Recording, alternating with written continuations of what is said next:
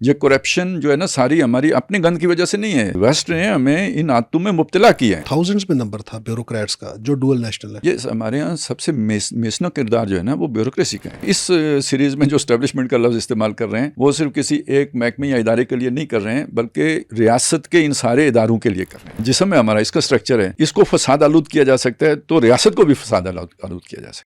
بسم اللہ الرحمن الرحیم. پاکستان ایک خدائی راز کی نئی ایپیسوڈ کے ساتھ آپ کی خدمت میں حاضر ہیں. ناظرین، گزشتہ ایپیسوڈ میں خالد صاحب نے ہمارے سامنے ایک اوور ویو رکھا ہسٹری کا، اور وہ یہ تھا کہ پہلے 1000 اسلام کا جو پہلا 1000 سالہ حضور صلی اللہ علیہ وسلم کی بعثت کے بعد وہ اس میں جو ہے وہ درجہ بدرجہ گریجولی جو ہے وہ ڈیٹیریوریشن آئی ہے، زوال آیا ہے. حضور صلی اللہ علیہ وسلم کی بعثت تو عروج تھی، لیکن اس کے بعد پھر وہ جو زوال ہے وہ یکدم نہیں آیا بلکہ گریجولی آیا. وہ تقریباً 1000 سال تک یہ محیط ہے اس پر یہ سفر. اور جب وہ اسلام اپنے مکمل زوال پر کہہ لے کہ انتہائی زوال پر جب پہنچا ہے تو یہ وہ ایرا ہے جہاں پر پھر دنیا کے دو مختلف خطوں میں رینیسانس کی موومنٹس کھڑی ہوئی ہیں، یا کہہ لیں کہ اس کا جو شعلہ ہے اس نے وہ پنپا ہے. ایک تو تھا یورپ، جہاں گزشتہ 1000 سال سے ڈارک ایجز چلی آ رہی تھیں، تو وہاں پر رینیسانس موومنٹ کھڑی ہوئی. اور وہ خالد صاحب نے کہا کہ یہ تو اصل میں وہ شیطانی پلان جو ہے وہ جو اسلام کے مقابل ایک مکمل پیرل ایک شیطانی نظام چلا آ رہا ہے ہمیشہ سے، یہ اس کا جو ہے وہ احیا تھا، اس کی احیا کی تحریک تھی جو شروع ہوئی، جو اپنے نقطہ عروج کو پہنچی پھر جب انڈسٹریل ریولوشن آ گیا اس کے بعد. لیکن اس کے ساتھ ہی بر صغیر پاک و ہند کے اندر اسلام کی نشت ثانیہ جو ہے اس کا ایک سورج نئے انداز سے طلوع ہوا ہے. اور وہ جو سورج ہے اس جو نشت ثانیہ کا جو یہاں پر سورج طلوع ہوا ہے اس کا جو ہے اس کا بھی خالد صاحب نے کہا کہ جو فائنل جو ہے کلمینیٹنگ پوائنٹ تھا وہ تھا پاکستان کی تخلیق. اب اس کے بعد جب یہ پاکستان کی تخلیق ہو گئی تو شیطان کو چونکہ اندازہ تھا اس بات کا، وہ تاریخ کے سفر کو دیکھ رہا تھا، تو اس نے یہ دیکھتے ہوئے کہ یہ ملک تخلیق ہونے جا رہا ہے اور اس کے یہ اللہ کی اسکیم میں اس کے کوئی پرپزز ہیں جو یہاں سے کام لیا جانا ہے، ان کو کاؤنٹر کرنے کے لیے اس نے پہلے سے ہی اس کی تخلیق سے پہلے ہی یہاں کچھ پیش بندیاں کر دیں. اور اپنے جو اس کے کہہ لیں کہ اس کے جو ایجنٹس تھے، کہہ لیں اس کے ساتھی تھے، وہ اس نے یہاں جو سب کانٹیننٹ تھا اس کا جو سوشل سٹرکچر تھا یا اس کا جو کہہ لیں کہ سوشل فیبرک تھا یا اسٹیٹ سٹرکچر تھا، اس میں ہر جگہ پر اپنے بندے اس نے شامل کیے، چاہے وہ مذہبی طبقہ تھا، چاہے وہ بیوروکریسی تھی، چاہے وہ جوڈیشری تھی، چاہے وہ پولیٹیکل کلاس تھی، چاہے وہ جاگیردار تھے، چاہے وہ انڈسٹریلسٹ تھے، چاہے وہ اسٹیبلشمنٹ ہماری کہہ لیں اسے. ہر طبقے کے اندر، ہر سوشل سٹرکچر کے اندر انہوں نے اپنے بندے جو ہیں وہ داخل کیے.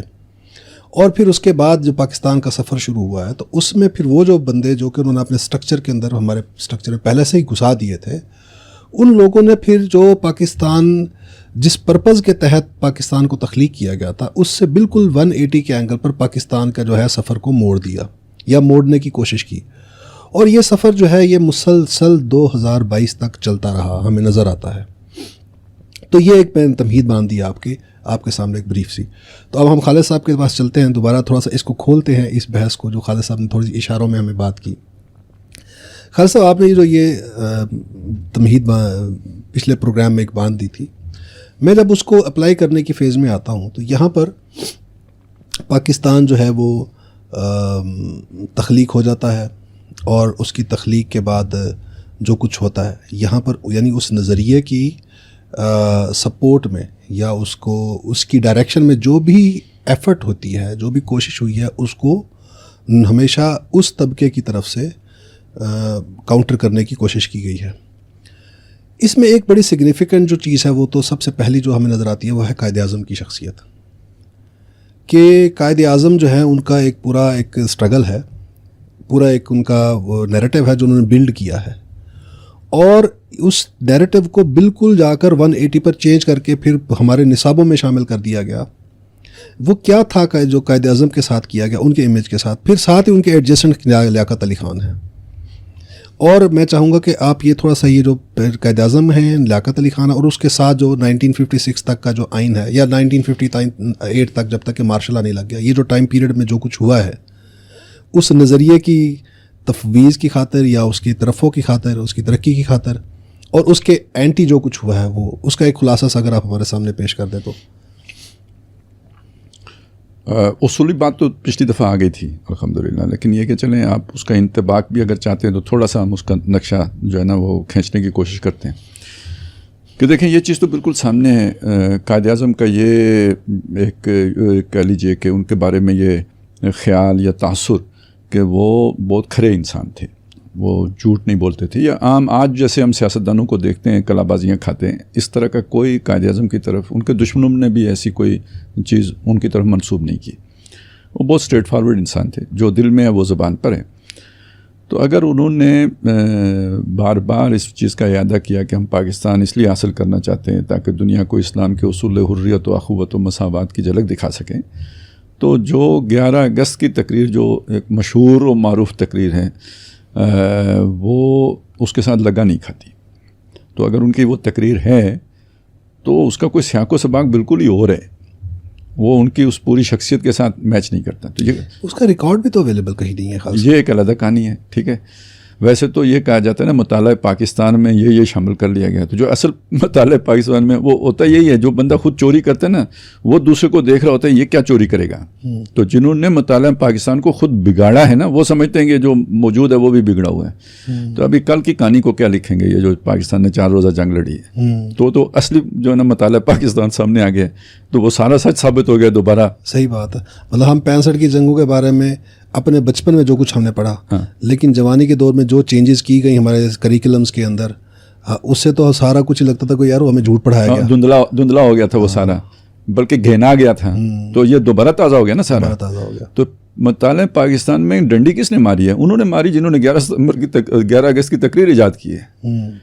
تو ایک چیز تو یہ ذہن میں رکھیں کہ قائد اعظم کے اوپر وہ گویا ایک پتہ نہیں کہتے تو کہا تو یہ جاتا ہے کہ بعد میں کسی نے نا وہ جسٹس صاحب تھے منیر صاحب, شاید انہوں نے کچھ لکھ کے تو ان کی طرف منسوب کر دیا تھا یا کسی اور نے لکھ کے کر دیا, واللہ عالم ہمیں نہیں پتہ, لیکن اس کا کوئی ریکارڈ تو نہیں ملتا. لیاقت علی خان شہید ہوئے, 47 سے لے کے 56 تک آئین نہیں بن سکا ہے, تو کوئی تو فورسز تھی نا. یہ صرف ایک طرف کی نالائکی تو نہیں ہے, دوسری طرف کی جو ہے نا وہ کوششیں. تو یہ چیزیں خالد صاحب ایون قائد اعظم کی جنوری 1948 کی تقریر ہے, کل ان پشاور کی ہے, جس میں قائد اعظم یہ کہہ رہے ہیں کہ مجھے پتہ چل میں دیکھ رہا ہوں یہاں پر کہ کچھ لوگ یہ باتیں کر رہے ہیں کہ یہ اسلام کے لیے نہیں بنا یہ ملک, تو میں ان کو بڑا واضح انداز میں بتا دینا چاہتا ہوں کہ یہ اسلام کے لیے بنا ہے. تو اب اس کا مطلب ہے وہ چیزیں ہو رہی تھیں, قائد اعظم کو اس نیریٹو کو ان کی زندگی میں ہی کاؤنٹر کرنے کی کوششیں ہو رہی تھیں, شروع ہو چکی تھی, جن کو انہوں نے بھانپا اور اس کے حوالے سے اپنا جو ہے نا وہ تبصرہ کرنا یا مس ریپرزینٹ کرنے کی کوشش, جیسے یہ 11 اگست جیسی تقریر کنسٹرکٹ کر کے تو پیش کی گئی. تو اب دیکھیں یہ چیزیں انبیاء کے ساتھ ہوئی ہیں, اللہ کی کتابوں کے ساتھ ہوئی ہیں. تو قائد اعظم تو مطلب ان کی اگر تعلیمات کو مسخ کر دیا جائے تو کوئی اتنی بڑی بات نہیں ہے. اچھا اب آ جائیں اس چیز کی طرف کہ لمبی کہانی ہوگی, ایک چیز کو کیا مطلب وہ اگر اس پورے کو ذہن میں رکھ لینا جو پچھلی قسط میں ہم نے بیان کیا تھا, اس کو اپلائی کر لیں, وہ ٹوپی جہاں جہاں فٹ آ جائے گی آپ کو اندازہ ہو جائے گا کیا ہوا. میں ایک مثال سے آپ کے سامنے رکھتا ہوں. ہمارے ایک بہت بڑے بزنس, بلکہ ان کو ٹرائیکون کا لفظ ان کے لیے استعمال کیا جاتا ہے, نام وہ بھی نہیں لیتے, ہم بھی نہیں لیتے ہیں, چلیں. تو ان کے بارے میں یہ خیال تھا جی, بلکہ ان کے اپنی زبانی یہ تھا, انہوں نے اپنے ایک وہ بیان کیا اس کہ جی میرا کام اس لیے ہو جاتا ہے کہ میں پہیہ لگاتا ہوں, اب میری فائلوں کو پہیہ لگا ہوتے ہیں. یہاں کچھ لوگ ترقی پہیے مطلب اس طرح کرتے ہیں جیسے پہیے نہیں پر لگے ہوں ان کو, بزنس میں بہت اوپر چلے جائیں گے, اتنے جو ہے نا لائق فائق نہیں ہوں گے, لیکن عہدوں میں بہت اوپر چلے جائیں گے. تو اس کے پیچھے کوئی نہ کوئی تو ہوتا ہے نا. تو اب بس اس کو ایک مختصر اس طرح سمجھ لیجئے. اچھا یہ اسٹیبلشمنٹ کا آپ نے لفظ استعمال کیا نا, یہ بھی بہت اب ہمارے ہاں جا کے یہ محدود اور یعنی لمیٹڈ معنوں میں استعمال ہو رہا ہے, اور صرف فوج کے لیے استعمال کیا جاتا ہے. اسٹیبلشمنٹ یعنی ریاست کے یوں سمجھے اسٹیبلشڈ اداروں کا نام ہے. اس میں فوج تو بہت بعد میں جا کے آتی ہے. آپ کا جو ہے یعنی آپ کیا کہیں گے، مطلب میں یوں کہوں کہ اگر اسٹیبلشمنٹ یعنی ملک یا ریاست ایک جسم ہے تو اسٹیبلشمنٹ اس کے اعضاء و جوارے ہیں، ہاتھ پاؤں جیسے ہوتے ہیں یا سر وہ دھڑ ہوتا ہے، اس طرح کی حیثیت ہوتی ہے اسٹیبلشمنٹ کی. تو اس میں سب سے اوپر آپ کسے رکھیں گے؟ مقننہ کو رکھیں گے، لیجسلیچر کو رکھیں گے، یعنی پارلیمنٹ جو آپ کی ہے، دونوں ایوان جو ہیں یہ اسٹیبلشمنٹ میں آئے گا.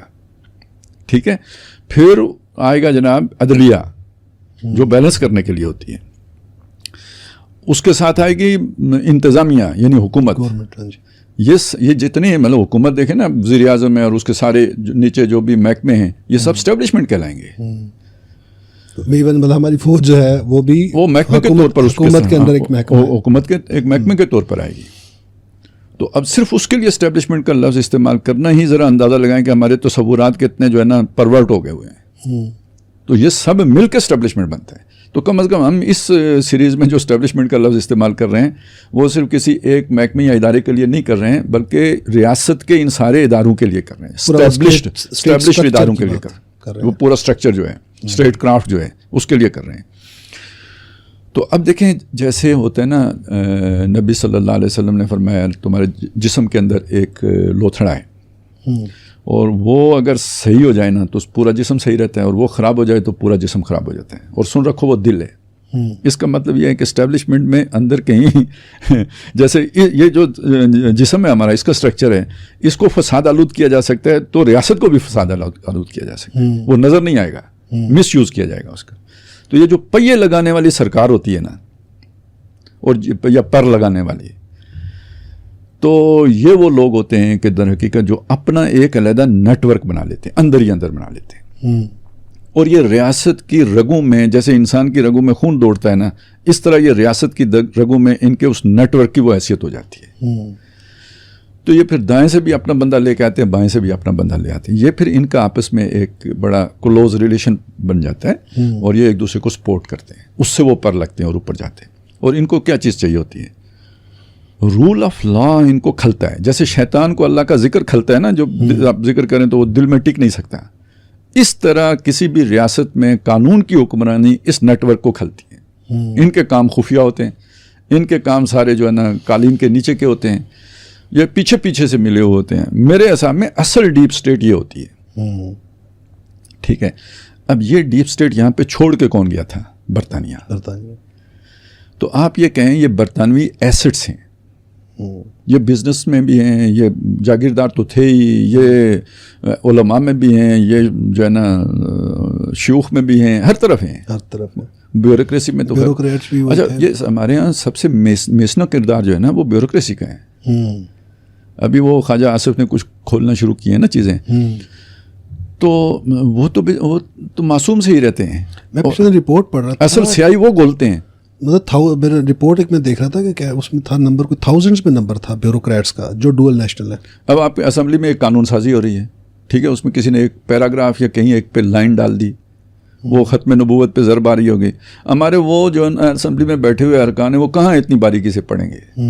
ٹھیک ہے، وہ اتنا سا کام اس نے کر دیا. اسی کو وسوسہ کہتے ہیں نا، تھوڑا سا ڈال دیا اس میں اپنا بیچ میں وہ شیرہ، اور اس نے وہ ساری چیز کو ہی خراب کر دیا.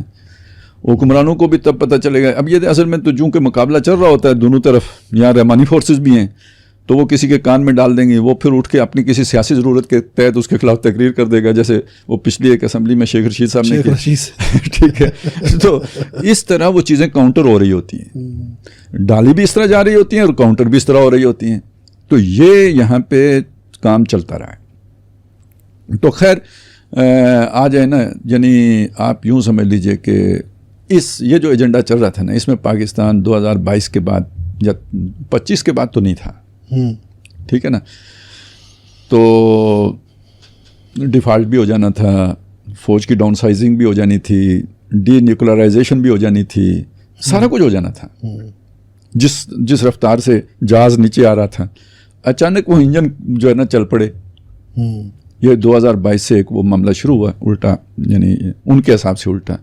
تو یہاں یہ جو 2022 کے بعد ہوا ہے نا، یہ کسی کی پلاننگ تو نہیں لگتی. عالمی اسباب میں جو چیزیں ہوئی ہیں وہ ٹھیک ہے، اس میں امریکہ نے ہمیں چھوڑ دیا تھا، انڈیا سے جب ہمیں تھریٹ آئی تو ظاہر ہے ہمارا ایک اجتماعی لاشعور بھی ہے نا، وہی رحمانی والا، اس نے ریئیکٹ کیا ہے. ہمیں اپنی سروائیول کی پڑی ہے.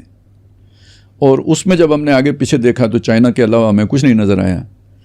اور چائنا کو یہاں پہ جو مسئلہ پیش آیا تھا وہ کرپشن کا آیا تھا. وہی پہیے جو لگ جاتے ہیں, آپ اوپر سے کچھ کر رہے ہوتے ہیں, نیچے سے کچھ ہو جاتا ہے.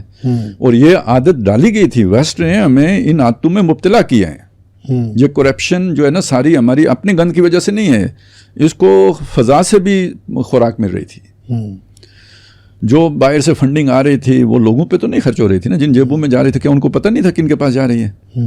تو وہ یہ کرپشن ہی ان کا مینجمنٹ کا طریقہ ٹول تھا جس کے ذریعے سے وہ چابی گھما کے کام لیتے تھے. ہاں بھائی ہمارا کام کرنا ہے یا فائل نکالیں, کیس کھلوائیں. تو یہ چل رہا تھا. تو اس دور میں پھر آ کے تو اب جب آپ رول آف لا کی طرف جائیں گے تب کوئی انویسٹمنٹ کرے گا نا یہاں پہ, تب کوئی یہاں پہ سی پیک بنائے گا, تب کوئی یہاں پہ آ کے کوئی اپنا جو ہے نا انفراسٹرکچر میں اپنی جان لگائے گا. آپ نے جو بات کی ابھی, چائنا جو ہے وہ یہاں پر رول آف لا چاہتا ہے اور یہ کرپشن فری چاہتا ہے سوسائٹی. بالکل. تو اسی لیے سی پیک کو ہر بزنس مین یہ چاہے, جو باہر سے آ کے انویسٹ کرے گا وہ یہ نہیں چاہے گا. یہ عمران خان کا جو ایرا تھا, جو پروجیکٹ عمران خان کا جو ہم کہتے ہیں کہ جو ایرا تھا, اس کے اندر ایک یہ بھی تھا نا کہ سی پیک کو بند کیا گیا. یہ اصل میں یہ دیکھیں نا, آپ نے 12-13 میں شروع کیا تو اب وہ کاؤنٹر تو ہونا تھا, کیونکہ جو لوگ بھی وہ 80 سال سے حلوہ کھا رہے تھے یا مزے لوٹ رہے تھے تو وہ تو آسانی سے چھوڑنے والے نہیں تھے, لہٰذا وہ کاؤنٹر آیا. خاصا بھی اتنے مؤثر ہو سکتے ہیں. میں سوچتا ہوں کہ جب 50s کا ایرا ہے, جب پاکستان میں اینٹی قادیانی موومنٹ چلی ہے اور وہ اتنی مطلب بہت اسٹرانگ موومنٹ تھی کہ ایک دفعہ تو اس نے سسٹم کو ہلا دیا تھا. لیکن سسٹم میں موجود وہ طاقتیں, انہوں نے مولانا مودودی جیسے بندے کو پھانسی دلوا دی, کی سزا سنا دی. تو مطلب عبدالستار نیازی اگر ایک 9 سال بعد پاکستان 8 سال بعد 6 3 8 9 سال بعد آئین بنا تو اس کو بھی 2 سال میں فارغ کر دیا. اور جس طرح سے وہ جو 50s کی جو جس طرح سے نظام چلایا گیا ہے تو وہ تو بتاتے ہوئے شرم آتی ہے کہ یار یہ بیوروکریٹس نے اور یہ انہوں نے مل کر کیسے چلایا, کیسے لوگ مسلط کیے, کیسے لوگ یہاں پر رہے ہیں اور کیا کیا گل کھلاتے رہے ہیں. اور جو غلام محمد صاحب تھے, مطلب اس 50s کے اندر یہ اتنے مؤثر تھے. تو اس کے اگر 50 سال بعد ہم جا کر دیکھتے ہیں, جب یہ 9/11 ہوا ہے, 9/11 کے پوسٹ 9/11 ایرا ہے, اس کے اندر جو پاکستان میں ایک نیا روشن خیالی کا باب کھلا ہے, واہ ہوا ہے باب. اور جو کچھ پھر یہاں پر ہوا ہے. اچھا ایون مجھے حوالہ یاد آ کہ ضیاء الحق کا ان کا جو مطلب ان کے اوپر یہ تو ہے نا کہ ایک اسلامک جو تھا ان کا دور تھا, بڑا مذہبی رنگ لیے ہوئے تھا. اس میں بھی ڈاکٹر اسرار صاحب بیان کرتے ہیں کہ ڈاکٹر اسرار صاحب جو ان سے انہوں نے آئلی قوانین کے اوپر ڈاکٹر اسرار نے ان سے کہا کہ آپ یہ اس کو بدلیں نا, یہ جو غیر اسلامی ہے. تو اس پر ضیاء الحق نے بھی کہا کہ میں یہ عورتوں کو کیسے خاموش کروں گا, چپ کراؤں گا. تو یہ طبقہ جو تھا, یہ وہ جو نیٹ ورک جس کو آپ نے کہا, اتنا مؤثر تھا کہ وہ مرد مومن مرد حق جیسا بندہ بھی بے بس تھا. یہ تھوڑی سی چیزیں دونوں گڑبڑ ہو گئی ہیں. اچھا مطلب ایک تو وہ یہ جو ہے نا ایک یہاں پہ سوچ ہے یا خیال ہے جو لبرل ویلیوز کو پروموٹ کرنا چاہتے ہیں, وہ بعض لوگوں کی دیانتدارانہ بھی ہے, وہ ایک علیحدہ بات ہے. لیکن وہ اس نیٹ ورک, ضروری نہیں کہ اس نیٹ ورک کا حصہ ہوں. ہر بندہ بکنے کے لیے نہیں تیار ہوتا. لیکن انڈائریکٹلی تو ہو سکتا ہے نا, جیسے آپ نے وہ بلڈ کیا تھا آرگیومنٹ, یہاں پر جو مرکز گریز قوت تھی, جیسے انڈائریکٹلی ہو سکتا ہے کے پی کے میں جو ان کو فیسیلیٹیٹ کر دیا جائے. لیکن یہ ضروری نہیں کہ وہ بکے ہوئے لوگ ہوں, ٹھیک ہے, ان کو استعمال کرنے والا کوئی ہوگا, ضرور ہوگا. تو اس طرح کی چیزیں ہیں. یعنی جو ایک خاص خیال پیش کرے, ہم یہ نہیں کہیں گے کہ وہ لازمی اس نیٹ ورک کا حصہ ہے.